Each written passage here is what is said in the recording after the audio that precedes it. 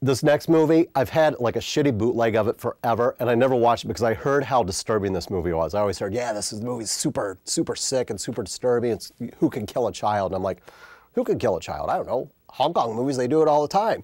But this is another Spanish flick. It's from like '76, something like that. So I'm like, well, we'll check it out. It finally comes out on DVD from Dark Sky Films, which is another great DVD company. Man, there's so many good DVD companies. I can just go on and on about that. But this company releases really good stuff, so you should definitely support them. Anyway, this movie starts out with some really nasty, like real life atrocity stuff. So just to prepare you ahead of time, there's like 10 minutes worth of like footage of, you know, Holocaust stuff and Nigerian death stuff and Vietnam. I mean, it's just bad, you know, showing like all the stuff that happens to kids. And it's no wonder the kids finally get sick of adults and they decide, okay, we're gonna kill them off.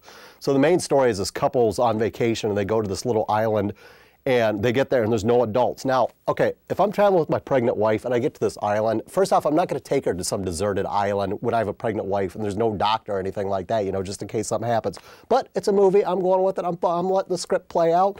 So there's no adults, they just see little kids doing crazy stuff like beating old guys with sticks and then hanging them up and beating them like a piñata, and you don't actually see the guy explode, but you hear all the kids scream when it finally opens it up and you hear the big splat and stuff like that.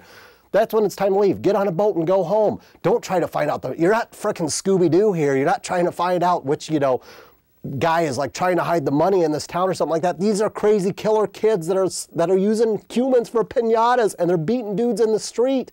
But they stick around way too long. They get trapped.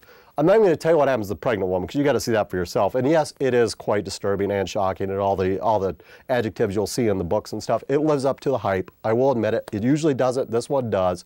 And then the ending's awesome because it's like typical 70s, like depressing, like, you know, because that's the way movies should end. Real life ain't no fun, people. And when you talk about Who Could Kill a Child, you're not like going to see a Disney film. This isn't the new Pixar movie, Who Can Kill a Child. That one's coming out. That's the remake coming out with Shrek and somebody else killing all the kids in the audience, which would be, I'd watch that now that I think about it. Anyway, you gotta check this one out.